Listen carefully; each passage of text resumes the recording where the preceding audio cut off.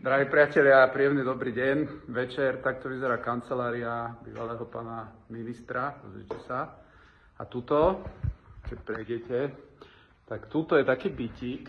Hej, pozrite, taký bytík. A tu si zabudol vraj pán minister ten samopal. Budaj, tuto to niekde bolo, v tejto kuchynke si zabudli samopal, takže polovica 90. rokov, neviem, čo tu museli deliť. Čo tu museli deliť, keď potrebovali pritom mať samopal. Hej, tuto má kúpeľňu pán minister.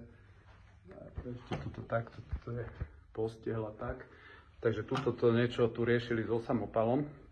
No a viete, čo je najlepší šport dneska? Máme jednu štátnu inštitúciu pod ministerstvom životného prostredia, kde potrebujete mať bezpečnostnú previerku na prísne tajné.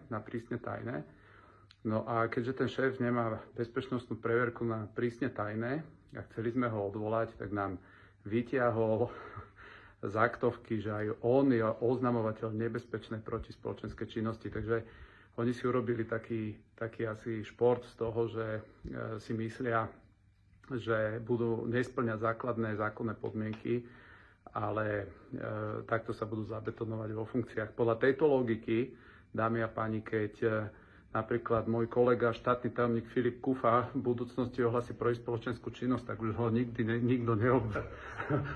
Budem tu sedieť. Budeš tu sedieť dosť dlho.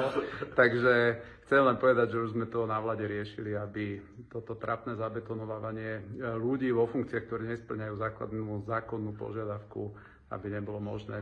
Takže pekný deň a ideme ďalej do boja.